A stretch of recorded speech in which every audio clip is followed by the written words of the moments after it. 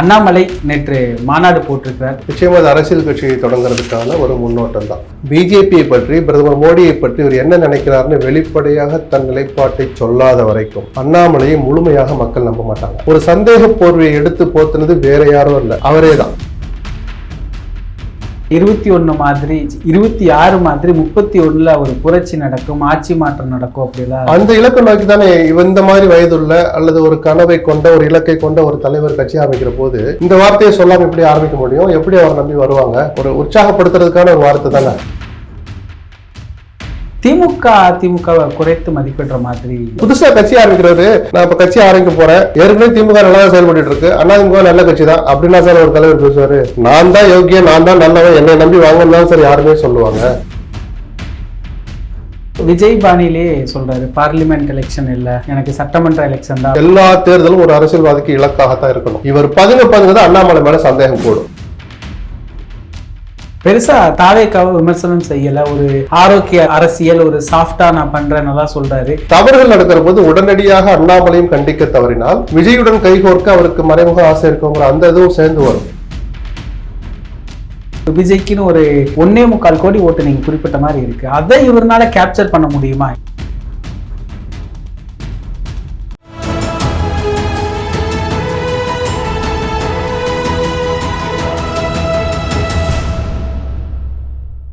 தமிழரம் நேயர்களுக்கு வணக்கம். இன்று நம்முடைய மூத்த பத்திரிகையாளர் திரு SP லட்சுமணன் அவர்கள் இணைந்துள்ளார். சார் வணக்கம். சார் வணக்கம். அண்ணாமலை நேற்று மாநாடு போட்டிருக்கிறார், எப்படி பாக்குறீங்க சார்? இல்லை, அதுக்கு ஒரு பேர் வச்சிருக்கிறார், மாநாடுன்னு வச்சா ஒரு தலைப்பு வைக்கணும், போதை விழிப்புணர்வு மாநாடுன்னு சொல்லியிருக்கிறார். நிச்சயமாக அது அரசியல் கட்சியை தொடங்குறதுக்கான ஒரு முன்னோட்டம் தான். அவரும் ரெடி ஆகணும்ல, யார் வர்றா, எவ்வளோ பேர் வர்றாங்க, எங்கேருந்து வர்றாங்கன்னு அவருக்கு ஒரு பேஸ் டேட்டா கிடைக்கும்ல. அதை தாண்டி அதில் முக்கியத்துவம்னு நான் பெருசாக தனித்து சொல்கிறதுக்கு ஒன்றும் இல்லை. இந்த மாநாட்டை நடத்துறதுக்கு முன்னாடி ஒரு அமைப்பு ஒன்று ஆரம்பித்தார்ல, வி த லீடர்ஸ்ன்னு. அதை தொடங்குகிற சமயத்தில் அவர் சொன்ன ஒரு வார்த்தை, தேசிய கட்சிகள் குறிப்பாக பிஜேபி, அவர் இருந்துட்டு வந்த பிஜேபியை சேர்த்தா சொல்கிறான்னு நம்ம எடுத்துக்கலாம், மாநில உணர்வுகளை, தமிழ்நாட்டின் உணர்வுகளை, அந்த மக்களுடைய எண்ணங்களை புரிஞ்சிக்க மறுக்கிறாங்க அப்படின்னு சொன்னார். இதை அந்த கட்சியை விட்டு வெளியில் வந்துட்டு தான் சொன்னாருங்கிறத தாண்டி, அதுக்காக அந்த பதவியில் இருக்கிறப்பதே பிஜேபியை எதிர்த்து அவர் எதிர்கருத்து சொல்லியிருக்க முடியாது. பட் வளர்கிற ஒரு தலைவராக, அந்த வயசில் அதிகாரமும் கையில் கொடுக்கப்பட்ட ஒரு தலைவராக, தேர்ந்தெடுக்கப்பட்ட பதவி எதுவும் இல்லைன்னா கூட மத்தியில் ஆளுகிற கட்சியினுடைய மாநில தலைவர் அப்படிங்கிற அந்த அதிகாரத்தை வச்சு அவர் என்ன சொன்னாலும் மத்தியில் நடந்துக்கிட்டு இருந்த நேரத்தில் தமிழ்நாட்டு மக்களின் உணர்வுகளை இவ்வளவு காயப்படுத்தாதீங்கன்னு அவர் அங்கே போய் தனக்கு இருக்கிற நெருக்கத்தை பயன்படுத்தி அமித்ஷா கிட்ட, மோடி கிட்ட சொல்லி சில விஷயங்களை தடுத்திருந்தார்னா அண்ணாமலைக்கு நிஜமாகவே அந்த நேரத்துலையும் அந்த எண்ணங்கள் இருந்தது நம்ம பாராட்டியிருக்கலாம். ரைட்டு, சில தவறுகளுக்கு பிறகு கூட கற்றுக்கிற மனிதர்கள் இருக்கிறாங்க, அண்ணாமலையும் மனிதர் தான். அந்த நேரத்தில் நிறைய பொய் சொன்னார், இவ்வளோ பொய் சொல்லாதீங்க, வளருகிற ஒரு தலைவருக்கு இது நல்லதில்லைன்னு என்னை போன்றவர்கள் சொன்னோம். அதையெல்லாம் தாண்டி இப்போது நிஜமான சமூக நீதிங்கிற வார்த்தை உட்பட பல கொள்கைகள் தான் அந்த வழியில் தான் நான் பயணிக்க போகிறேன்னு சொல்லியிருக்கிறார். தேசிய கட்சிகளை பற்றி நான் சொன்ன மாதிரி ஒரு எதிர்ப்பு கருத்தை அல்லது தன் மனசில் என்ன இருக்குன்னு சொன்னாரே தவிர, பிஜேபியை பற்றி, காங்கிரஸை பற்றி விடுங்க, அதை பற்றி ஒன்றும் பிரச்சனை இல்லை, அவர் அந்த நிலைப்பாடு எடுக்கிறதுக்கான வாய்ப்புகள் குறைவு. பிஜேபியை பற்றி, பிரதமர் மோடியை பற்றி இவர் என்ன நினைக்கிறாருன்னு வெளிப்படையாக தன் நிலைப்பாட்டை சொல்லாத வரைக்கும் அண்ணாமலையை முழுமையாக மக்கள் நம்ப மாட்டாங்க.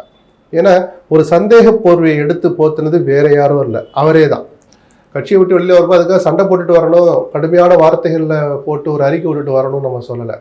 இவர் வந்த விதம் மற்ற எவரையும் விட கொஞ்சம் வித்தியாசமானது. போய் பார்த்துட்டு காலில் விழுந்து ஆசீர்வாதம் வாங்கி துண்ணூறு தேய்ச்சி விட்டாங்களான்னு தான் தெரியல நமக்கு. அந்தளவுக்கு ஒரு சுமூகமாக வந்தார், சொல்லிட்டு வரேன்னு சொல்லிட்டு போனார். அப்போது அனுப்பி வச்சது அவங்க தானோ அப்படிங்கிற ஒரு சந்தேக நிழல் இன்றளவும் அண்ணாமலை மேலே படிஞ்சிருக்கு. அதை அவர் தெளிவுபடுத்தினார்னா இன்றைக்கும் பிஜேபி எதிர்ப்பு உணர்வு மேலோங்கி இருக்கிற தமிழ்நாட்டில் அவருக்கும் ஒரு எதிர்காலம் உண்டு. இதில் 21 மாதிரி 26 மாதிரி 31ல ஒரு புரட்சி நடக்கும், ஆட்சி மாற்றம் நடக்கும் அப்படிலாம் அந்த இலக்கை நோக்கி தானே இந்த மாதிரி வயதுள்ள அல்லது ஒரு கனவை கொண்ட ஒரு இலக்கை கொண்ட ஒரு தலைவர் கட்சி ஆரம்பிக்கிற போது இந்த வார்த்தையை சொல்லாமல் எப்படி ஆரம்பிக்க முடியும்? எப்படி அவர் நம்பி வருவாங்க? ஒரு உற்சாகப்படுத்துறதுக்கான ஒரு வார்த்தை தானே. அடுத்து நம்ம ஆட்சி சீக்கிரம் வந்துடும், 6 மாதம் கூட இந்த ஆட்சி தாங்காது அப்படின்னு ஸ்டாலின் சொல்கிறாருன்னா கவுக்கிறதுக்கு வேலை பார்க்குறாருன்னு அர்த்தம் இல்லை. தன் கட்சி தொண்டர்களுக்கு உற்சாகப்படுத்தி தக்க வைக்கிறது, அந்த உற்சாகம் குறையாமல் பார்த்துக்கிறது அப்படிங்கிற ஒன்று தான். அந்த அடிப்படையில் தான் அண்ணாமலையும் சொல்கிறார் 31 நிச்சயமாக ஆட்சி மாற்றம்னு சொல்கிறார். ஆனால் 6 மாத காலம் அவகாசம் கொடுக்கணும் அப்படின்னு எல்லாரும் சொல்லிட்டு போது அண்ணாமலை 1 வருஷம் அவகாசம் கொடுக்கணும்னு ஒரு கருத்து சொன்னார். விஜய் ஆட்சி தாராளமாக காலம் கொடுக்கறது எதுக்குன்னு ஒன்று இருக்கு. தவறுகள் நடக்கிற போது உடனடியாக அண்ணாமலையும் கண்டிக்க தவறினால் விஜயுடன் கைகோர்க்க அவருக்கு மறைமுக ஆசை இருக்குங்கிற அந்த இதுவும் சேர்ந்து வரும். அது ஒன்றும் தப்பு கிடையாது. விஜயோட கைகோர்க்கிற ஒன்று தேச விரோதம் கிடையாது. அதுக்கு விஜயவே ஆதரிச்சு போயிடுவாங்களே, ஏற்கனவே 1.25 கோடி பேர் ஓட்டு போட்டாங்கல்ல. அப்போ இன்னும் கொஞ்சம் வெளிப்படையாக நேர்மையோடு, ஏன்னா வெளிப்படைத்தன்மைங்கிற வார்த்தையை நேற்று 2 இடத்துல பயன்படுத்தினார்னு நினைக்கிறேன். அதை நேர்மையும் கலந்து அவர் தன் நிலைப்பாட்டை விளக்கினார்னா, நான் திரும்பவும் சொல்றேன், அண்ணாமலைக்கும் ஒரு எதிர்காலம் தமிழ்நாட்டில் உண்டு. இதுல விஜய் ஒரு பெரிய ஸ்டாரா இருக்காருல்ல சார். இப்போ விஜய்க்குன்னு ஒரு 1.25 கோடி ஓட்டு நீங்க குறிப்பிட்ட மாதிரி இருக்கு. அதை இவரால கேப்சர் பண்ண முடியுமா? ஏன்னா விஜயே இல்ல ஆரம்பத்திலேயே நம்ம ஏன் பண்ண முடியுமா சார்? அது என்ன சார் கஷ்டம் இல்லையா சார்? நம்ம ஏன் அவர் காலை பிடிச்சி பின்னாடி இழுக்கணும்? மனசு இருந்தால் ஒரு பூங்கத்தை கொடுத்து வாழ்த்து சொல்லுவோம், இல்லாட்டி இப்படி மாதிரி பேட்டிகள் ஒரு வாழ்த்து சொல்லிட்டு முடிச்சுட்டு போவோம். என்ன செய்யறான்னு பார்க்கட்டும் சார். நம்ம பார்க்குற மாதிரி மக்களும் தானே பார்க்க போறாங்க. அவரால் முடியுமா முடியாதா நாம யாரு தீர்ப்பு எழுதுறதுக்கு? இன்னும் ஒரு பயணத்தை தொடங்கல, கட்சிக்கே பேர் வைக்கல, வர விடுவோம், வந்து அவரும் களமாடட்டும். திமுகவை குறைத்து மதிப்பிடுற மாதிரி யாரு? அண்ணாமலை அவரு. இல்ல புதுசா கட்சி ஆரம்பிக்கிறவரு, நான் இப்ப கட்சி ஆரம்பிக்க போறேன், ஏற்கனவே திமுக நல்லா தான் செயல்பட்டு இருக்கு, அதிமுக நல்ல கட்சி தான் அப்படின்னா சார் ஒரு தலைவர் பேசுவாரு? நான் தான் யோக்கியன், நான் தான் நல்லவன், என்னை நம்பி வாங்கன்னு தான் சார் யாருமே சொல்லுவாங்க. அப்படிதானே விஜய் சொன்னார், யாரும் சரியில்லைன்னு தானே. விஜயகாந்த் வந்த போது நினைச்சு பாருங்க, 2 பேரும் திருடங்கன்னு சொன்னனாலதான் அவருக்கு 10% ஓட்டு கிடைச்சிச்சு. 2 பேரும் திருடங்க தான், திமுக கொஞ்சம் பரவாயில்ல அப்படின்னு நான் சொல்லியிருந்தாலும், இல்ல அதிமுக கொஞ்சம் பரவாயில்லன்னு சொல்லியிருந்தாலும், அந்த 10% பேர் விஜயகாந்த் நம்பி போயிருக்க மாட்டாங்க. ஸோ தன்னை நல்லவர்னு சொல்லிட்டு தான் ஒருவரும் முதல்ல களத்துக்கு வரப்போது, தனித்து வரப்போது சொல்லி, அது தவிர்க்க முடியாத வார்த்தை. அது நிஜமா இருந்தா நமக்கு சந்தோஷம். இப்போ விஜய் கூட்டணிக்கு அழைச்சு யாரும் வரல, வெற்றிக்கு பிறகுதான் வந்தாங்க. இவருடைய இந்த கூட்டணி அதை மாதிரி எல்லாம் நம்ம போய் யோசிக்கணுமா? இல்ல ஒரு வரட்டும், அவர் எல்லாம் ஆரம்பிக்கட்டும் அப்படின்னு அந்த அரசியல் கள நிலவரத்தை புரிஞ்சுக்கணும். யாரு ஆரம்பிக்கட்டும்? அண்ணாமலை. அப்படி இல்லை, முதல்ல ஒரு கட்சிக்கு பேர் வைக்கட்டும் சார், வைக்கட்டும். கூட்டணி அரசியல் அவர் விஜய் சொன்ன மாதிரி கூட்டணிக்கு வாங்க, நான் ஆட்சிக்கு வந்தா உங்களுக்கு ஆட்சியில பங்கு தர்றேன் அப்படின்னு சொல்றாரு. அதெல்லாம் இன்னும் எவ்வளவோ தூரம் போகணும். முதல் தேர்தலுக்கு இயல்பாக நடந்தால் முதல் வரப்போற தேர்தலுக்கு இன்னும் 2.5 வருஷம் இருக்கு. 29 பார்லிமெண்ட் எலெக்ஷன் தானே, இன்னும் சொல்ல போனா 3 வருஷம் இருக்கு. ஆனா இவரு விஜய் பாணியிலே சொல்றாரு, பார்லிமெண்ட் எலெக்ஷன் இல்ல, எனக்கு சட்டமன்ற எலெக்ஷன் தான் அப்படிங்கிற ஒரு இல்ல அப்படின்னு அண்ணாமலை சொல்லும் போது சந்தேகம் அதிகமா வருது. அன்னைக்கு விஜய் சொல்லும் போது அதுல யதார்த்தம் இருந்தது. கட்சி ஆரம்பிக்க போறேன், ஆரம்பிக்கணும்னு எனக்கு என்ன வந்துருச்சு அப்படின்னு சொல்லிட்டு என் இலக்கு 26 தான் சொல்லும் போது அதை மக்கள் ஏத்துக்கிட்டாங்க. ஏன்னா ஆரம்பிச்சு உடனே எல்லாம் கட்சி கிளைகளே இல்லாத போது எப்படி தேர்தலை சந்திப்பாருன்னு அந்த யதார்த்தத்தை புரிஞ்சுக்கிட்டாங்க. அதே வார்த்தை அண்ணாமலை, இன்னும் 3 வருஷம் இருக்கு நாடாளுமன்ற, என் இலக்கு நாடாளுமன்ற தேர்தல். எல்லா தேர்தலும் ஒரு அரசியல்வாதிக்கு இலக்காகத்தான் இருக்கணும். நீங்க போய் கைப்பற்ற வேணாம், பிரதமர் பதவி அடைவதுதான் லட்சியம்னா நீங்க இந்த சபதம் போட வேணாம். பிரதமரை தேர்ந்தெடுப்பதற்கு நடக்க போகிற அந்த தேர்தலில் உங்கள் நிலைப்பாடு என்னன்னு நீங்க சொல்லலைனாலோ சொல்லாமல் பதுங்கினாலோ மக்கள் ரொம்ப சீக்கிரம் உங்களை அடையாளப்படுத்திக்குவாங்க, நீங்களும் அம்பலப்பட்டு போயிடுவீங்க. இவர் பதுங்க தான் அண்ணாமலை மேல சந்தேகம் கூடும். 29 தேர்தலையும் நான் ஒரு நிலைப்பாட்டை எடுப்பேன், அப்ப நான் சொல்றேன், எதையாவது சொல்லாம விட்டாருன்னா சந்தேகம் அதிகமாயிட்டு தான் போகும். இதுல பாஜகவிலிருந்து வந்திருக்காரு, நீங்க முன்னாடியே குறிப்பிட்டிருந்தீங்க சார், அந்த பழைய பேக்கேஜ் இருக்கும், இப்ப தமிழ்நாட்டு நல்லா பேசுறாரு, அதை ஒரு பார்வை முன்வைக்கிறாங்க. இன்னொன்று பாஜகவுடைய ஓட்டே சிதறதுக்கு வாய்ப்பு இருக்குன்னு கூட. நிச்சயமா அண்ணாமலை தமிழ்நாடு பிஜேபி தலைவரான பிறகு ஒரு தடாலடி அரசியலை பண்ணார், பத்திரிகையாளர்களை மதிக்காமல் இருந்தார், ஆணவ போக்கோடு நடந்து கொண்டார், அனாவசியமாக ஆவேசப்பட்டார், எதேச்சதிகாரமாக நடந்து கொண்டார், சக தலைவர்களை மதிக்கல. இவ்வளவு விமர்சனங்களுக்கு இடையிலும் அண்ணாமலை தலைவராக இருந்தபோது கட்சியும் வளர்ந்தது, இளைஞர்கள் அவரை நோக்கி போனாங்க, அவரை நம்பி போனாங்க, அவருக்காக பிஜேபிக்கு போனாங்க, மோடிக்காக கூட இல்லை. இன்னும் சொல்ல போனா என்ன சொல்லணும், அவர் சார்ந்த கவுண்டர் சமுதாயத்து இளைஞர்கள் அவருக்காக தான் போனாங்க. அப்ப பிஜேபி வளர்ந்தது, இவரும் தன் ஆதரவு தளத்தை வளர்த்துக்கிட்டார். அந்த அண்ணாமலை அந்த இயக்கத்திலிருந்து வெளியே வர்ற போது 100 பேர் போயிருந்தாங்கன்னா இவருக்காக போய் அங்கே அமித்ஷா மோடி பிடிச்சு பிஜேபி கொள்கை பிடிச்சு இருக்கிற ஒரு 25 பேர் அங்கேயே ரிட்டைன் ஆனா கூட 75 பேர் திருப்பி வரதானே செய்வாங்க. இவர் எங்கெல்லாம் போறாரு அங்கெல்லாம் போவாங்கல்ல. மாநில நிர்வாகிகளே 4-5 பேர் போயிட்டாங்கல்ல. ஸோ பிஜேபிக்கான அந்த வாக்கு வங்கி இவர் சிதறடிப்பாருங்கிறது நிஜம்தான். இப்பவே 4 முனை போட்டி 5 முனை போட்டி அப்படின்னலாம் நிறைய பேசுறதுக்கு ஆரம்பிச்சிட்டாங்களே சார். அண்ணாமலை தான் ஒரு பெரிய சக்தியா நான் திரும்பி சொல்றேன், அடுத்த தேர்தலுக்கு இன்னும் 3 வருஷம் இருக்கும்போது அந்த முனையை எடுத்து குத்தி ஒருத்தருக்கு ரத்தம் வந்திருக்கு, சிலர்ல மண் ஒட்டிருக்கு, அதை கழுவி வைக்கிறதுக்கு என்ன முடியாம கிடக்கு. இப்பதானே சார் தேர்தல் முடிஞ்சு, அதுக்குள்ள என்ன முனை சார், அந்த முனை இத்தனை முனைன்னு அதெல்லாம் நம்ம முடிவு பண்ண முடியாது. அந்த நேரத்து சூழல்கள் தான். சரிதானா? விஜயை 2வது முனையாக வைக்கலாமா 3வது முனையாக வைக்கலாமான்னு முடிவு பண்றதுக்கு முன்னாடி நம்மளாம் திணறிட்டு இருந்த போது முதல் முனையாவே வந்துட்டாரு, முதல் அணியாகவே வந்துட்டாரு. யாரு? மக்கள் முடிவு எடுத்தாங்க, முதல் அணியா கொண்டாந்து வச்சுட்டாங்க. நம்ம திமுக பேசிட்டே இருக்கும்போது டக்குன்னு மேல வந்தார்ல. அதெல்லாம் அந்த நேரத்து சூழல், அந்த சூழலை மனதில் வைத்து மக்கள் எடுக்கிற முடிவு. அப்ப பாத்துக்கலாம். பெருசா தாவேக்காவை விமர்சனம் செய்யல. ஒரு ஆரோக்கிய அரசியல் ஒரு சாஃப்டா நான் பண்றேன்னு சொல்றாரு. இந்த ஜென்சிய டார்கெட் பண்றாரு அண்ணாமலை. விஜய் அவங்களதான் இல்ல, நிஜமாக நல்ல அரசியல் பண்ணணும்னா அந்த தவறுக்கு துணை போகிற இல்ல தவறுதான்னு தெரிஞ்சு கொள்ள விரும்பாத ஜென்சியை திருத்துற வேலை தான் அண்ணாமலை முதல்ல செய்யணும். விஜய் எதிர்த்தாத அரசியல் கிடையாது. விஜய் செய்யற நல்லதையும் பாராட்டணும். அவர் ஆட்சி நடக்கிற தவறுகளை அதுக்கெல்லாம் கால அவகாசம் கிடையாது. அவர் வாக்குறுதிகளை நிறைவேற்றுறதுக்கு சில கொள்கை சார்ந்த மிகப்பெரிய பிரச்சனைகள்ல அதை அமல்படுத்தி அதுக்கு ஒரு தீர்வு காண்றதுக்கு தான் அவருக்கு கால அவகாசம் கொடுக்கணும். மேகதாதுல அணை கட்டுறதை ஏன் தடுக்கல, கர்நாடகா ஏன் போகல அப்படின்னு ஒரு வரி கடந்து போலாமே தவிர ஏன் போராட்டம் பண்ணலாம் விஜய் போய் கழுத்து பிடிக்கூடாது, கையை பிடிச்சு இழுக்கக்கூடாது. அதுக்கு அவகாசம் கொடுக்கலாம். 2500 கொடுப்பீங்களே, ஏன் என்ன கொடுக்கல கேட்க வேண்டாம். கொடுக்க முடியாதுதான், கஷ்டப்படணும். 2500 1500 முதல்ல ஆக்குறேன்னு கூட சொல்லலாம். தங்க மோதிரம் திட்டம் அறிவிப்பு தாய்மாமன் தான் அறிவிச்சிருக்கிறாரு. அதில் நடைமுறையில் அவ்வளவு சிக்கல் இருக்கு. அதெல்லாம் செய்யட்டும். அதுக்கு கொஞ்சம் கால அவகாசம் எடுத்துட்டா தப்பு இல்லை. ஆனால் அன்றாட நடக்கிற நிகழ்வுகளை பத்தி எதிர்கட்சிகள் வாயை திறக்கக்கூடாதுன்னு நினைச்சீங்கன்னா அது சர்வாதிகாரம், ஆணவ போக்குன்னு தான் பார்க்கப்படும்.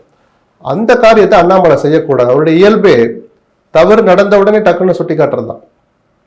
அந்த இயல்பு அவரையே மாற்றணும். உங்க கொள்கை எது வேணாலும் இருக்கட்டும், உங்களுடைய கனவு இலக்கு எது வேணாலும் இருக்கட்டும், உங்க இயல்பான குணத்தை மாத்தினீங்கன்னா நான் திரும்பவும் சொல்றேன், உங்க மேல சந்தேகம் தான் வரும். தவறுன்னு சொல்றதுக்கு என்ன இருக்கு? அது மாதிரி சரின்றத பாராட்டுங்க. இப்போ இந்த பாஜக விஜயை எதிர்க்கிறதுக்கு முதல்ல விஜய் பாஜக ஆளுனாங்க. இப்போ விஜய் பாஜக மீறி செயல்படுறாரு. இப்போ அதனால அண்ணாமலையை பாஜக கட்சியிலிருந்து அனுப்பி அண்ணாமலை மூலியமா விஜய்க்கு ஒரு டஃப் கொடுக்குறாங்க. அப்படியெல்லாம் நான் பார்க்கல சார். விஜய் பாஜகவை மீறி செயல்படுறாரு. என்ன செயல்பட்டான்னு சொல்லுங்க. பாஜக அந்த தமிழ் முதல்ல போட்டாரா? பிஜேபி எதிர்ப்பு அப்படியே உச்சத்துக்கு வந்துருச்சா? காங்கிரஸோட நெருக்கமா இருக்கா சொல்லுங்க. அதுல பிஜேபி எரிச்சலாவாங்க. சரி, நான் ஒண்ணு கேட்கிறேன், எதிர்காலத்துல அண்ணாமலை காங்கிரஸ் இருக்கிற பக்கம் கூட திரும்ப மாட்டாரு, அதான் சொல்ல முடியுமா? எந்த அரசியல்வாதியும் நம்பாதீங்க. அது அண்ணாமலை ஆகட்டும், விஜய் ஆகட்டும், ஸ்டாலின் ஆகட்டும், எடப்பாடி ஆகட்டும், அரசியல்வாதிகளை முழுமையாக நம்பாதீங்க. குறிப்பா தேர்தல் அரசியலை பத்தி பேசுற போது எந்த அரசியல் தலைவரையும் எந்த அரசியல் கட்சியும் முழுமையாக நம்பாதீங்க. யாரும் அதுல நேர்மையோடு நடக்க முடியாது. அது இன்னைக்கு வந்த விஜய் ஆகட்டும், இன்னைக்கு புயல் கட்சி தொடங்க போகிற அண்ணாமலை ஆகட்டும், எல்லோருக்கும் அது பொருந்தும். அந்த யதார்த்தம் நமக்கு புரியல.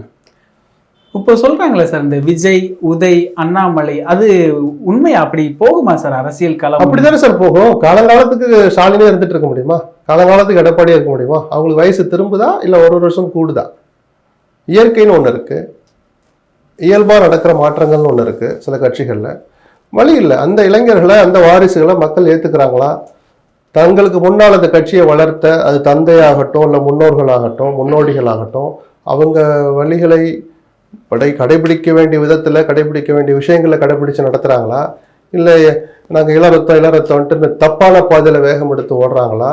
இதை தான் நம்ம கவனிக்கணுமே தவிர, மற்றபடி இளைஞர்கள் கையில் அடுத்தடுத்த லகான் கை மாறுறதுங்கிறது இயல்பான ஒண்ணு.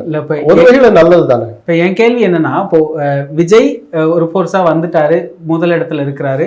திமுக உதயநிதி அவரும் எதிர்கட்சியா இருக்கிறாரு. 3வது இடத்துல அண்ணாமலையை பிக்ஸ் பண்றாங்களா? அது எப்படி? சீமானுக்கு என்ன அவ்வளவு வயசாயிடுச்சா? இல்ல அன்புமணிக்கு, தினகரனுக்கு, இவங்களெல்லாம் ஏன் விட்டுட்டீங்க? ஆட்சியில் இருந்தாதான், அதான் சொல்றேன், ஒரு இடம் 2ஆம் இடம் எலெக்ஷன் ரிசல்ட் வச்சு நம்ம பேசுறோம். இளைஞர்கள் நம்ம என்ன சொல்றோம், அரசியல் ஒரு 60 ஆவரேஜா 60 இருக்கிறவங்க 50ல இருந்து 65 கூட எடுத்து நம்மளா சொல்ற பிக்ஸ் பண்ணிக்கிறதா? கடவுள் புண்ணியத்தில் அவங்களும் ஆரோக்கியமா நல்லா இருக்கட்டும். 100 வயசு, ஒரு 60 வயதை நெருங்கிய அல்லது 50ல இருந்து 60 வயசுக்குள்ள அனுபவம் இருக்கும் அவங்களுக்கு. ரொம்ப சின்ன பசங்க விட்டாலும் முடியாது சார். 50 வயசு ஆயிடுச்சு விஜய்க்கு, நல்ல வயசு, அற்புதமான வயசு. அவர் இனிமேல் கத்துக்கட்டணும். டெய்லி கோட்டைக்கு வராருன்னு சொல்றாங்க. வந்துட்டு அதிகாரிகளோட பேச மாட்டாருன்னு ஒரு குற்றச்சாட்டு சேர்ந்தே வருது. 9:30 வந்துடுறீங்க, 5:30 வரைக்கும் இருக்கீங்க, சாப்பாட்டையும் கட்டிட்டு வர்றீங்க. பேச வேண்டிய அதிகாரிகளிடம் அவர் முழுமையாக பேசுவதில்லை. நான் வெளிப்படையாவே சொல்றேன், இது விஜய் காதுகளுக்கும் போகட்டும், தன்னை அவர் மாத்திக்கட்டும். அதிகாரிகளுக்கு அந்த குறை இருக்கு. அப்போ அந்த கிடைக்கிற வாய்ப்பை நல்லா பயன்படுத்திக்கிட்டு, அது எதிர்க்கட்சியாக இருந்தாலும் சரி, நல்லா தவறுகளை சுட்டி காட்டி கேள்வி கேட்கணும், பேசணும் துணிச்சலா. ஆளுங்கட்சியா இருந்தால் அந்த வாய்ப்பை பயன்படுத்திக்கிட்டு புதிய புதிய சிந்தனைகளுக்கு செயல் வடிவம் கொடுக்கறதுக்கு அதை பயன்படுத்தணும். நாளைக்கு எதிர்காலத்தில் ஆட்சியை பிடிக்குன்னு நினைக்கிற புதிய வரவுகள் இந்த ரெண்டையும் மனசுல வச்சு செயல்பட்டாங்கன்னா யார் வந்தா நமக்கு என்ன இருக்கு, வரட்டும் பார்ப்போம். நிகழ்கால அரசியல் குறித்து பல தகவல்களை பகிர்ந்து கொண்டதுக்கு நன்றிங்க சார். நன்றி. இதே போன்று நிகழ்கால அரசியலின் சாரம்சங்களை அரசியல் ஆளுமைகளின் நேர்காணல் வழியே தொடர்ந்து காண தமிழ் நிறம் வலையொலியை சப்ஸ்கிரைப் செய்யுங்கள். தங்களின் மேலான கருத்துக்களை கருத்துளை பெட்டியில் பதிவிடுங்கள். நன்றி, வணக்கம்.